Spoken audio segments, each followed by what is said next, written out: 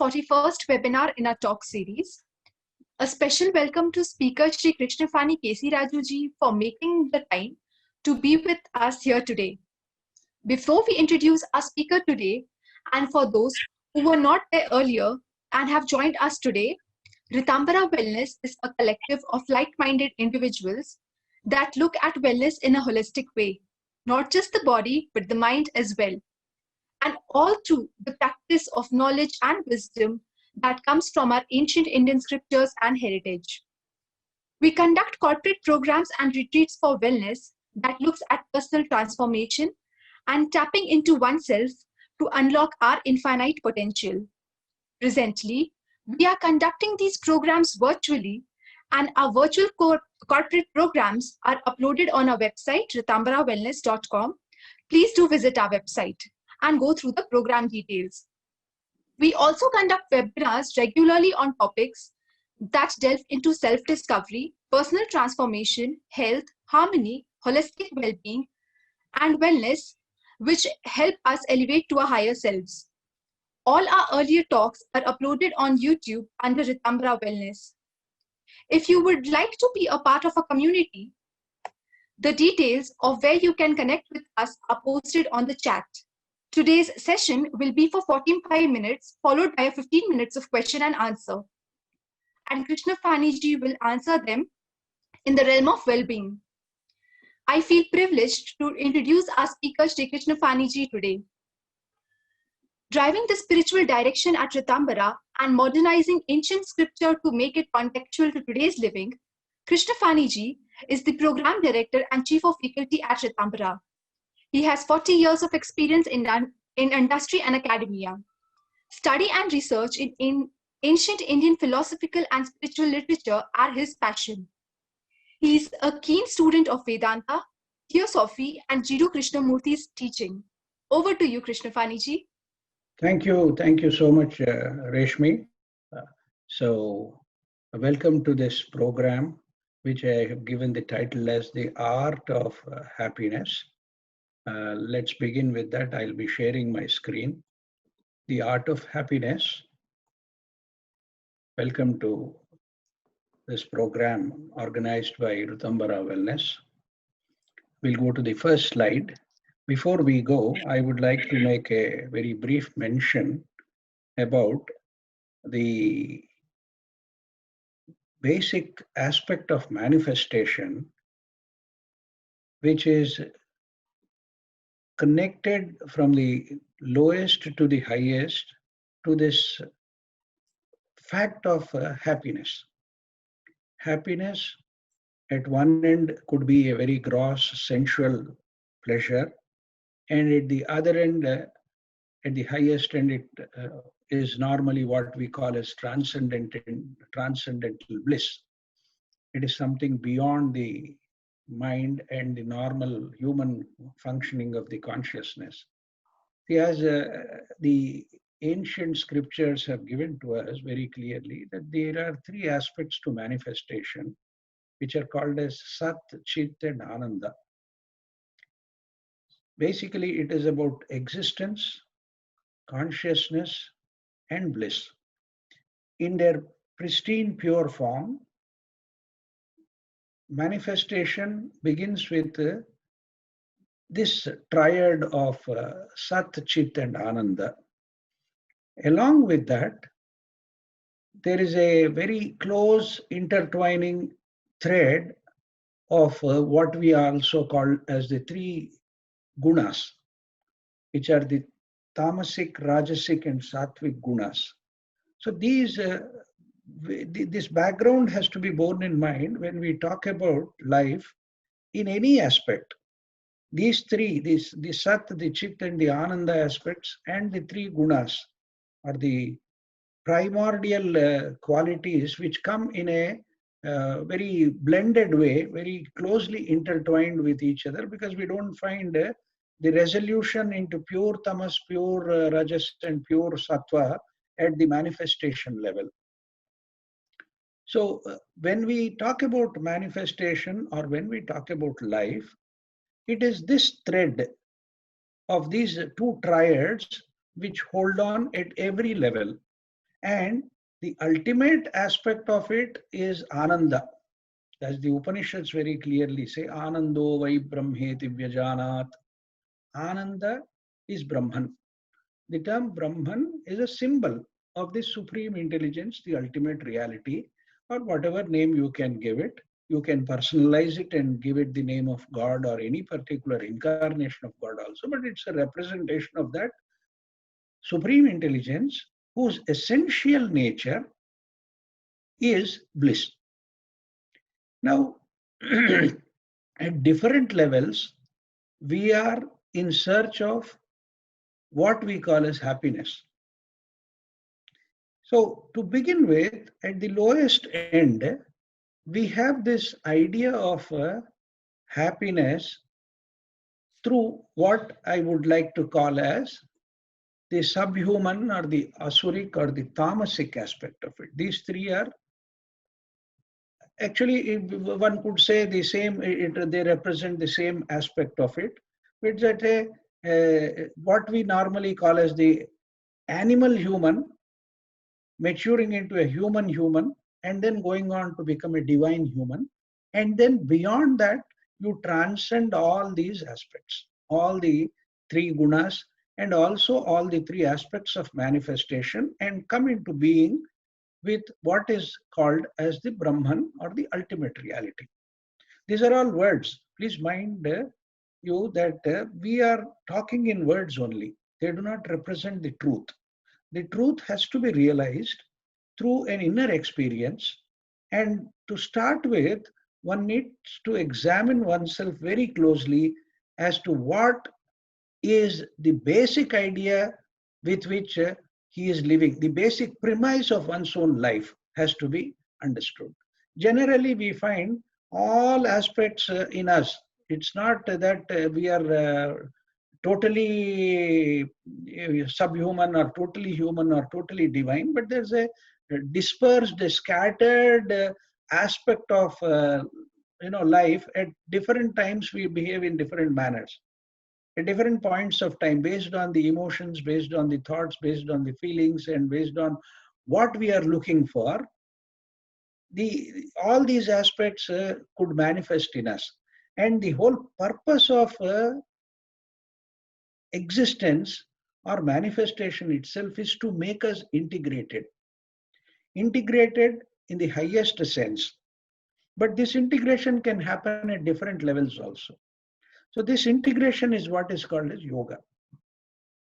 Yoga essentially means being integrated in oneself, not being dispersed and scattered and functioning in a very random way. So coming to this subhuman or the asuri or the tamasic aspect of it, which is normally not, we do not identify ourselves with this, but if we carefully examine ourselves, there could be a trace of this particular aspect also in us. What does it mean? What does this particular aspect of the subhuman or the asuric, or asuri is basically the demoniac nature of things. Tamasic is basically what we call as the ignorance aspect of it. Now, what happens in this process? In this process, we are concerned with these three things: acquisition, retention, and transference. We are interested in acquiring things, and sometimes acquiring for the sake of acquiring only, because it creates some sense of satisfaction, it creates some sense of false security or safety, and we think that the material things are going to protect us, and therefore we are constantly engaged in, one is engaged in this aspect of acquisition, which this can be found in real life also. There are several people whom we find who constantly acquire things. They do not actually enjoy it also. They do not enjoy their acquisitions, but mere acquisition itself is a great passion for them. That itself gives a sense of pleasure. And then what do? They retain them. They don't want to share it. They don't want to spread it. They don't want to give it out. That is why the human quality is one of acquisition at various levels, and the inability to share, the inability to pass on, the inability to give. There's that famous story in the Brihadaranyaka Upanishad about the, which I don't want to repeat here basically, but the idea there presented is the greatest factor which is lacking in the human consciousness is this uh, fact of nature that everything expands through sharing. So dana is something which we are not accustomed to. Even if somebody does it, there is a lot of reluctance, there is a lot of struggle, and even if we give something, it will be very, very partial. So the next aspect, after acquiring, we retain it. Retain it just for retaining, just holding on to it, holding on till we die. Whether it is wealth, whether it is property, whether it is any form of material comfort, or sometimes it could be some very crude form of relationships also we try to maintain. But generally here what we find is we want to acquire and retain, and ultimately whomsoever we want, maybe our children, maybe our grandchildren, maybe whomsoever we think is somebody who is close to me or somebody who is in consonance with me, only I transfer it to him, or that too, as I said, very reluctantly, and after my passing away. After I die, it will go to somebody. So this art is acquisition, retention, and transference. Here, what do you find? We find in most cases, those who want to acquire, from an asuric or a tamasic point of view, we find that it is unearned. What we acquire is not really what we have earned. And it is this acquisition you find is violent. There's a very famous quote by Balzac which says that behind every fortune there is a crime.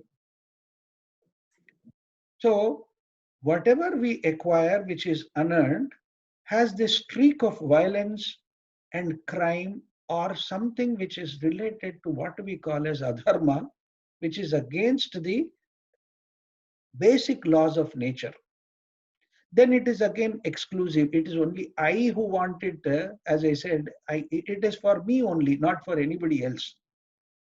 And what do you do? Is this grossest form of physical enjoyment, which is basically acquiring and retaining. I may not really use these things. I do not see them as a utilitarian basically, but I see them as a source of pleasure. The mere having money in the bank, or having money at home, or having large material comforts and properties and all that, mere fact that I own them gives me a great sense of enjoyment. And this is what is born out of total ignorance. Here, there is another dimension to it. See, a person, one who is caught in this cycle of acquisition, retention, and transference merely for the sake of acquisition, he is only concerned about himself and not even anybody else, not even his own maybe wife and children, or spouse and children, or nothing. Because whoever conforms to what he thinks is right, he only becomes important to him, nobody else. Now the famous fable, the story of the Dashavataras, in that you have this avatar of Nrsimha Avatara, where it is the demon is Hiranyakashipu. He makes several attempts to actually kill his son also.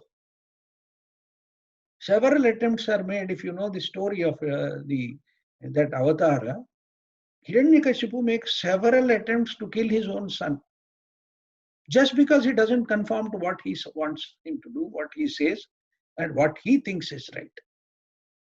So you see this this aspect of violence, this aspect of total ignorance come into play.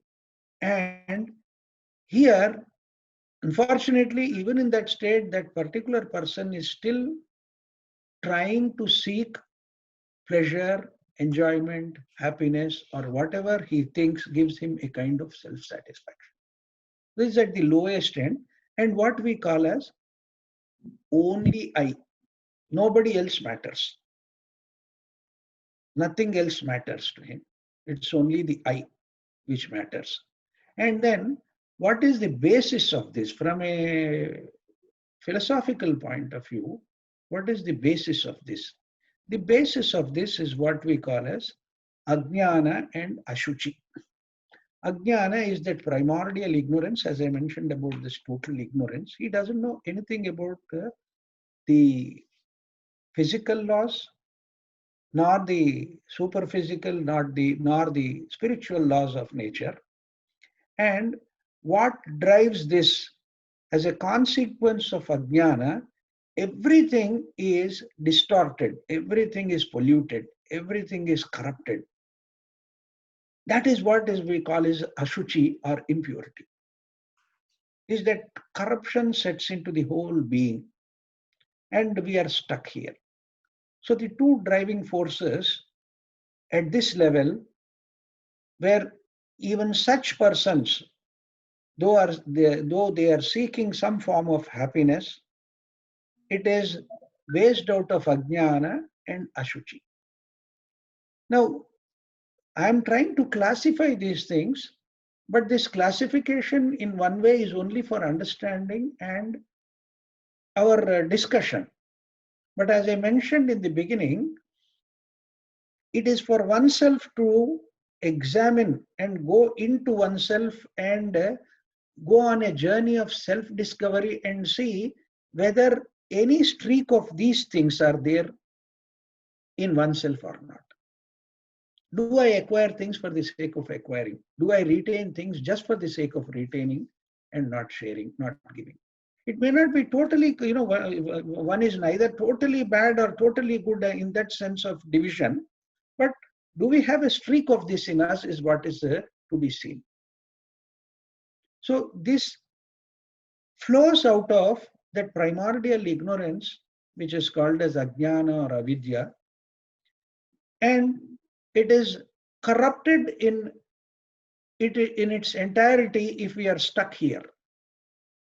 That is the basic idea of what is normally called in the spiritual scriptural this thing as something which is impure or ashuchi.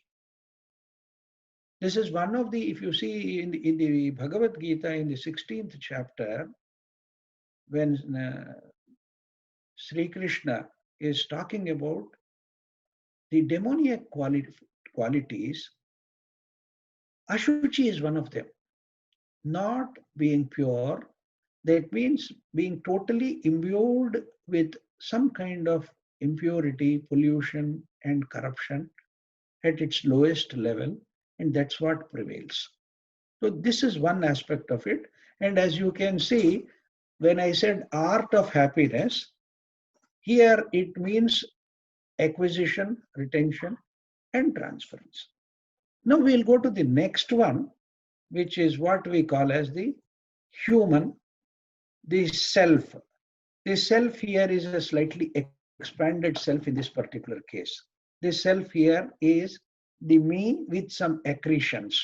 Here I may admit into this me my family, my friends, or my people with whom I am close to it. But still, the dominant factor is the me.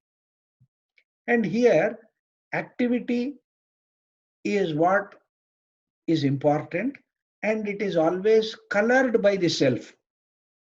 Rajas, the term rajas means coloring. Essentially, raga or rajas means coloring. So our whole vision is colored by the self. It is concerned with the fundamental aspect of me here. Again, maybe an expanded me, but still it is that self which is colored, and that's how it operates. And what are the factors of happiness here? The factors are achievement, recognition, and triumph. Here, the human motivation is achievement in some form or the other. It starts with very small achievements. Even if you see a child at the school level, at the even preschool or at home, you see the striving for achievement. I can give you a very intimate and personal example because I'm in the US and now spending a lot of time with my grandson. I find that even in my grandson who is just months old, he has that, struggling to do something, and we are all, eagerly watching him catching hold of a ball or catching hold of a toy. That striving, that the motivation for achieving something is seen right from childhood. And then we can also see that we look for recognition in that. I have achieved something, but if nobody recognizes it, it doesn't give me any satisfaction. It doesn't give me any pleasure or happiness. It's like achieving something and then nobody is there to appreciate or you know applaud for my achievement. So recognition is an important factor from the rajasic or the self aspect of it. We are all looking for achievement and recognition, and finally becoming triumphant. I want to succeed. So that is another driving force for all of us, where the aspect of reaching the top, triumphantly, becoming a champion, becoming victorious in whatever manner, at whatever level. It need not necessarily be at the global level. It could be only at the personal level. It could be at the very close family level or friends or your organization or whatever you are doing. You are looking for that becoming victorious in this process. So the art of happiness here, the driving force to be happy is achievement, recognition, and triumph. And this is what we constantly see in everything which we do. If we examine ourselves, our life is driven by these things. Life becomes very dull and uneventful if there is nothing to achieve, if there are no people to recognize, and if I do not have that satisfaction of having reached some point where to the exclusion of everybody else, I will be the one who has got this idea of, better than somebody. I need to be in competition with somebody. I need to be better than somebody. All our ranking systems, grading systems, marks, your how people look at you is conditioned by this. Am I better than somebody or not? Am I first in the class? Am I the best employee? Am I the most important person in my organization? How do people look at me? Do they see me as somebody who has achieved something, and then people look up to me? So this, right from, as I said, right from the childhood, it goes on to build in us this aspect of achievement, recognition, and triumph. Now, what this gives a great stimulus at all the three levels to us. Stimulus at the physical, emotional, and mental levels. This is driven by what we call as self-satisfaction. It gives a sense of great satisfaction to me. I am, happy about it. It gives a sense of satisfaction, and it stimulates me at the physical, emotional, and mental levels. So this is what we are driven through. And as I said, the art of happiness at the human or the self or the rajasic level is what we call as achievement, recognition, and triumph.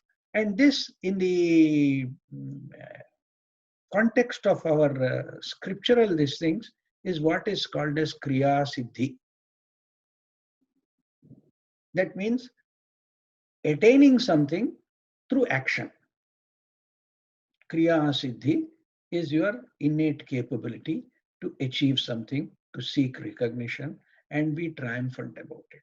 The most important part to be remembered here is very insidiously, very surreptitiously, innocuously, without our knowledge, in a very unconscious manner, we become somewhat distorted in this process, and everything is colored. If somebody is better than me, I am subjected to great envy or jealousy. There's a kind of bitterness in me.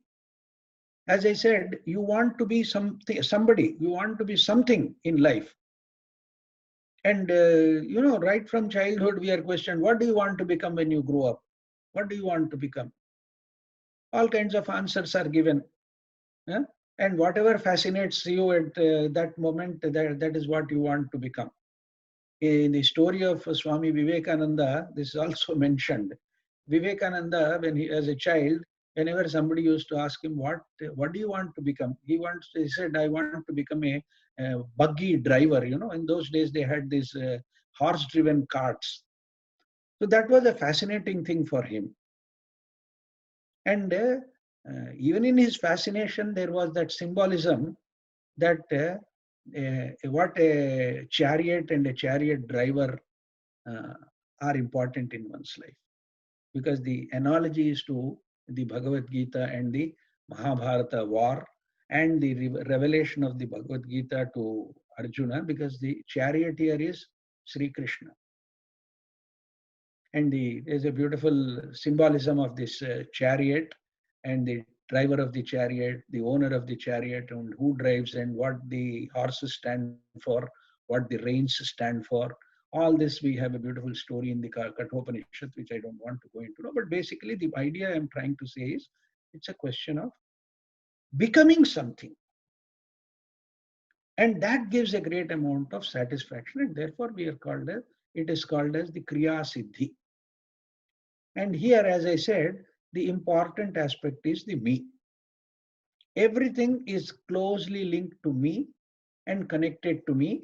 And everything is colored through my vision, through my eyesight, through what I see the world as. And therefore, it becomes the me and the me only. And here, the two aspects are Sukha and Santrupti. Sukha is that element of happiness, and Santrupti is that aspect of satisfaction. So here we are driven by Sukha and Santrupti.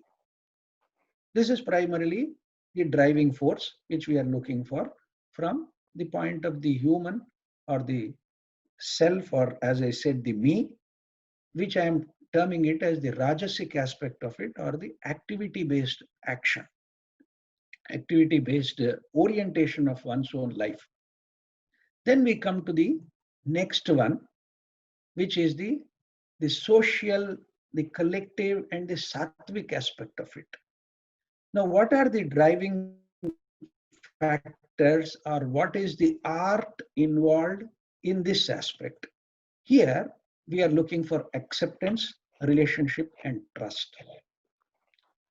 Now, from having achieved something, having got recognition, from a relationship point of view, from a collective point of view, from the social setup which we have, we seek always acceptance. I want to be a part of the whole system. I am interested in being accepted. I am interested in being closely related to people. And what do I seek in this? I seek a form of trust, a confidence in people have in me and I have in people. So the aspect that is driving us is this acceptance, relationship, and trust. This is the art. We derive happiness through this. When I am accepted into a society, when I'm accepted into an organization, when I join an organization, when I am part of a social group, when I am part of a collective activity that is involved, where I am welcomed, I become a part of it. That's why we have these societies, organizations, foundations, institutions, because primarily all these are developed to satisfy our inner urge for acceptance and establishing a relationship. Even the institution of marriage, institution of maybe today's in the world of living together or whatever we call it as, there we are trying to establish a relationship. This relationship in several cases could be a one-to-one relationship, or when you're talking about an organization, it's a relationship with several people. And this dimension is social in its aspect.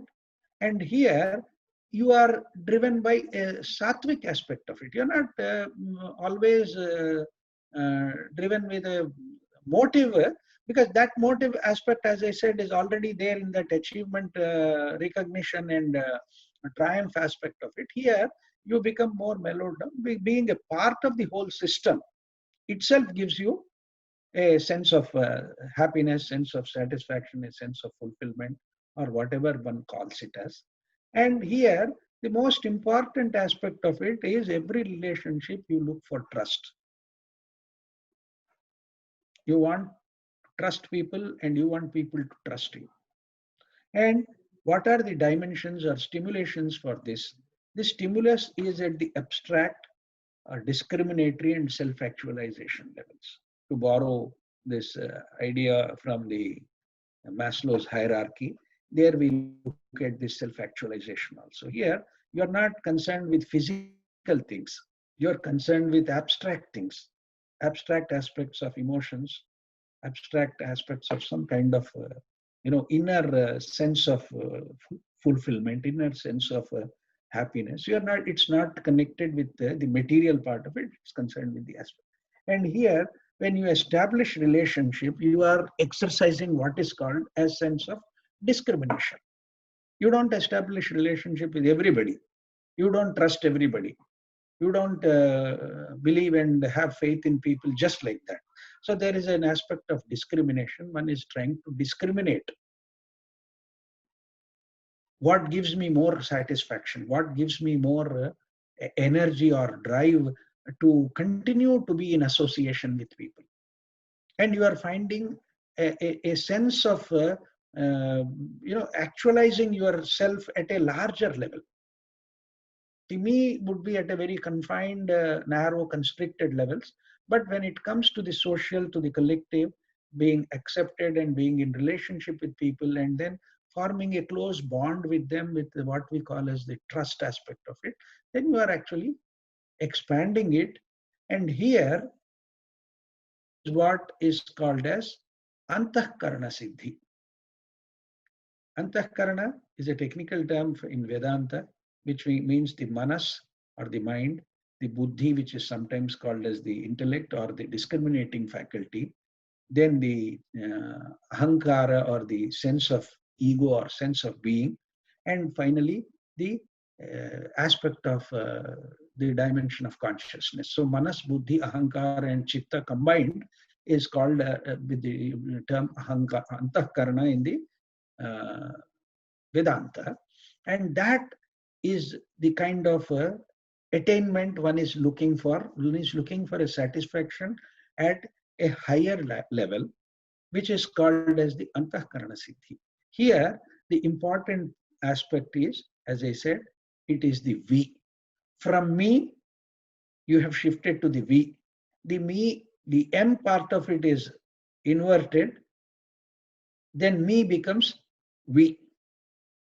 So here, through this satisfaction of the inner self, which is the manas, buddhi, ahankara, and chitta, and here the art of happiness is acceptance, relationship, and trust. And what is this thing here? It is sampurti.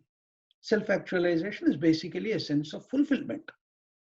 I find myself to be complete in one aspect when I'm talking about being full, being complete in some respect.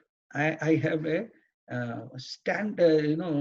sense of being fulfilled.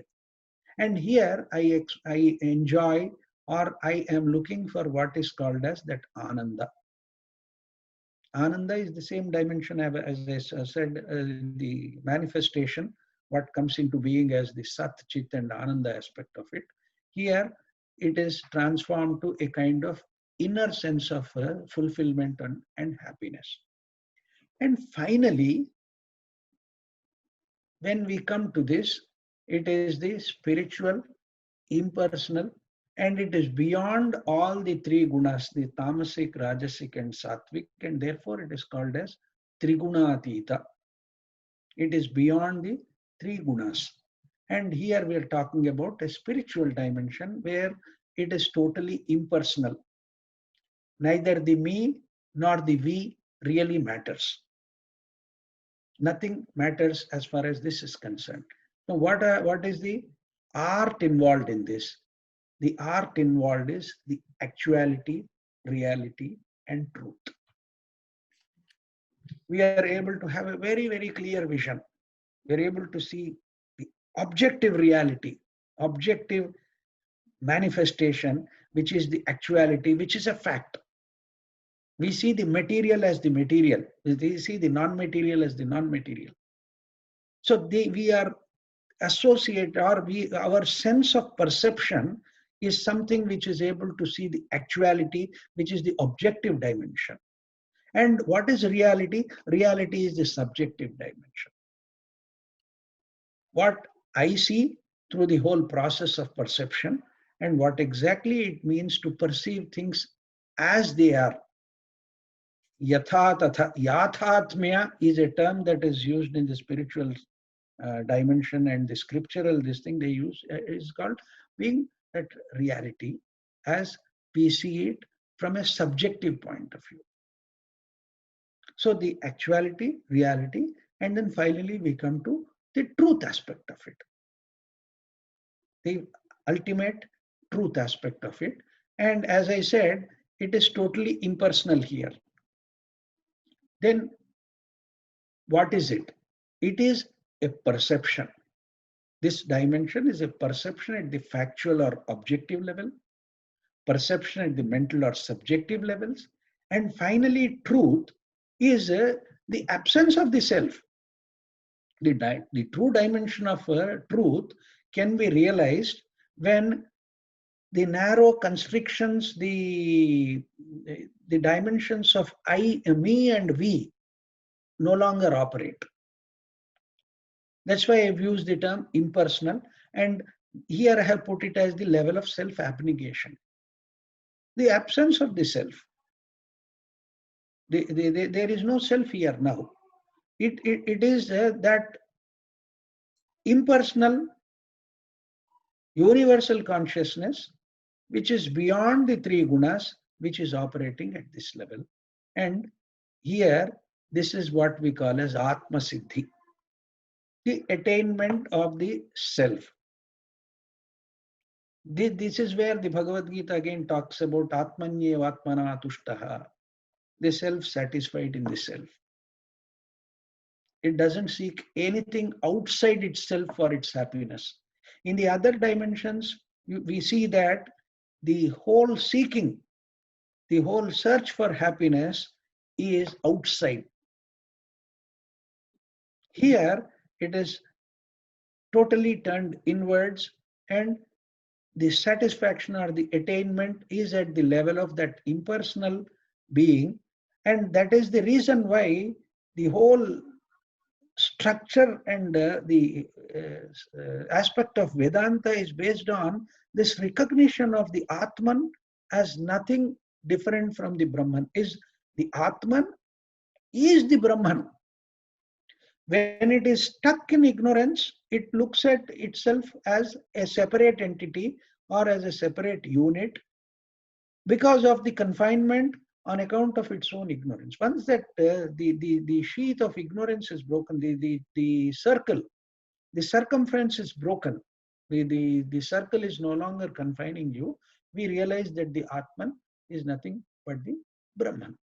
This is the Atma Siddhi which we talk about. Here, that great sense of compassion, that great sense of love, which has a universal dimension come into operation. And therefore, it is a question of resonating with the whole universe and enjoying or being in a state of great bliss where there is no sense of the confinement of the individual or the confinement of the personal, and those dimensions are no longer valid here. And you are actually beyond the dimension of the spatio-temporal framework in which one is operating throughout manifestation. So that is what we have called it as. Now, from the me, we have shifted to the we, and from the we, it is now the he. This he represents the Brahman aspect of it. So the me is transformed and expands into what we call as the we, and the we ultimately gets transmuted into he, and that ultimate reality is the only reality and nothing else matters. And as I said, that dimension is one of compassion and great bliss, which I am calling it as Sahanubhuti and Paramananda. From Ananda, the shift is to Paramananda. From the Atma, the shift is to the Paramatma. From the question of Sukha or pleasure or enjoyment, we have shifted to fulfillment. From fulfillment, we have now come to this dimension of Sahanubhuti or great compassion.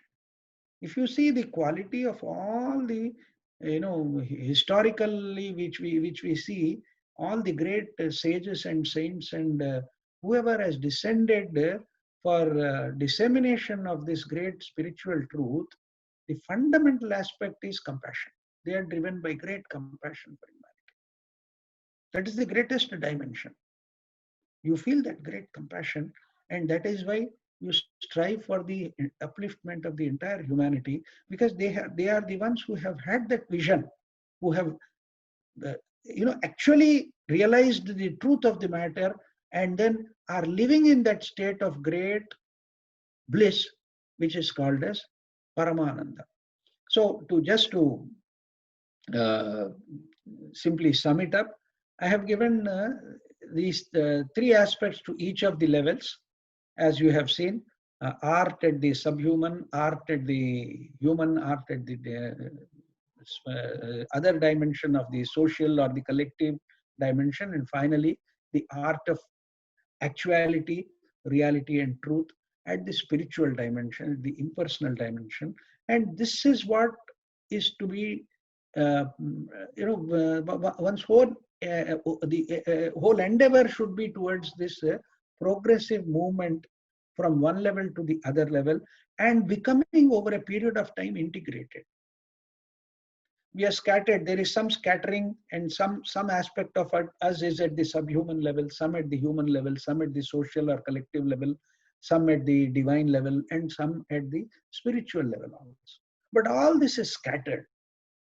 This has to be integrated, and the dimension from one level to the other level, from one experience to another experience, which is progressively expansive, has to be, we have to, unless we are conscious about it, it doesn't simply happen that we progress.